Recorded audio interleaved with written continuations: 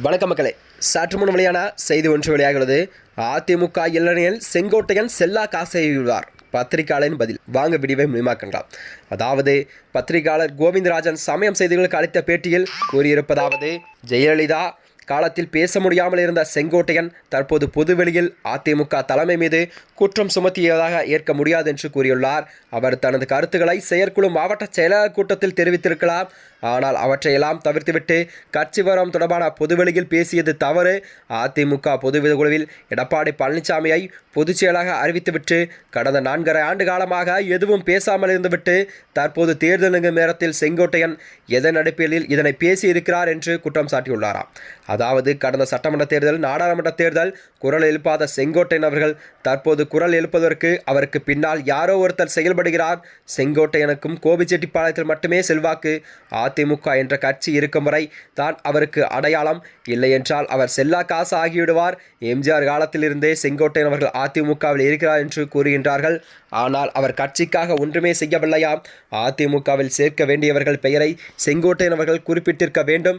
அதிமுகவில் பிரிந்து இருக்கிறது என்று பொதுமக்கள் மத்தியில் ஒரு போலியான பிம்பத்தை திமுக கட்டமைத்து வருகிறதாக கூறப்படுகிறதா. அதாவது அதிமுகவில் தற்போது செங்கோட்டையன் அவர்கள் கேள்வி எழுப்பது போலவே பிற்காலத்தில் வேறொருவர் கேள்வி எழுப்புவார். இதனால் அவர் மீது நடவடிக்கை எடுத்த சரியாகும். மன்னார்குடி குடும்பத்திற்கு கீழ் அதிமுக செயல்படுவதை தொண்டர்கள் விரும்பவில்லை. அதிமுகவை பொறுத்தவரை யாரும் வாரிசு கிடையாது, தொண்டர்கள் தான் அதிமுக தான் தொண்டர்கள் என சசிகலா சர்க்கரை ஆலை தொடர்பான சிபிஐ வழக்கு மீது செய்துள்ளது. இதிலிருந்து தப்பியதற்காகவே அதிமுகவின் பொதுச்செயலாளர் என்ற பதவியை சசிகலா அவர்கள் கையில் எடுத்துள்ளாராம். செங்கோட்டையன் பின்னால் அண்ணாமலை இருக்கலாம், அண்ணாமலை வெளிவேசம் போட்டுக் கொண்டிருக்கிறார் என்று கூறுகிறாராம். தமிழக பாஜக தலைவரான அண்ணாமலை அவர்கள் சிறப்பாக செயல்பட்டார் என்று டிடிவி தினகரன் பேட்டியில் கூறியிருந்தார். இதையெல்லாம் வைத்து பார்க்கும் பொழுது இவர்களுக்கு பின்னால் அண்ணாமலை செயல்படுகிறாரோ என்ற கேள்வியெல்லாம் சந்தேகம் எழுகிறது. அதாவது சசிகலா டிடிவி தினகரன் இணைவதற்கு வாய்ப்பு இல்லை. தமிழக அரசியலை பொறுத்தவரை மக்கள் உன்னிப்பாக கவனித்துக் கொண்டிருக்கிறார்கள்.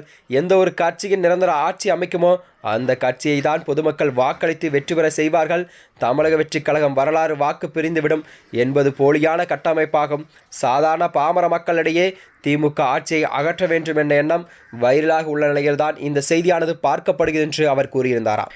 அதாவது எடப்பாடி பழனிசாமி என்ற ஒரு நபரை ஆளும் திமுக அரசு அதிமுகவிலிருந்து இருக்கக்கூடியவர்களை பாஜக கூட்டணியில் இருப்பவர்கள் அனைவருமே விமர்சித்து வருகிறார்கள். தேர்தல் நெருங்கும் நேரத்தில் செங்கோட்டையன் அவர்கள் போல செல்லூர் ராஜா அதிருப்தியில் இருக்கிறாராம் என்ற செய்திகள் விரைவில் வரும். இபிஎஸ் இடத்தில் ஓபிஎஸ் இருந்திருந்தால் அதிமுகவை அடமான வைத்திருப்பார் என்றும் அதிமுகவை எடப்பாடி பழனிசாமி சிறப்பாக நடத்தி வருகிறார் என்று அவர் உறுதிபட தெரிவித்திருந்தாராம். அது மட்டுமின்றி வருகின்ற 2026 சட்டமன்ற தேர்தலில் ஓபிஎஸ், டிடிவி தினகரன், சசிகலா இவர்களெல்லாம் செங்கோட்டையன் கூட்டணி இணைப்ப போகிறார்களா அல்லது இவர்களெல்லாம் சேர்ந்து ஒரு புது கூட்டணியை உருவாக்கப் போகிறார் என்பதுதான் மக்களிடையே ஒரு கேள்விக்குறியாகவும் இருந்து வருகிறது. மேலும் இதுபோன்ற வீடியோக்களை தெரிந்து கொள்ள நமது சேனலை மறக்காமல் சப்ஸ்கிரைப் செய்து கொள்ளும். நன்றி, வணக்கம்.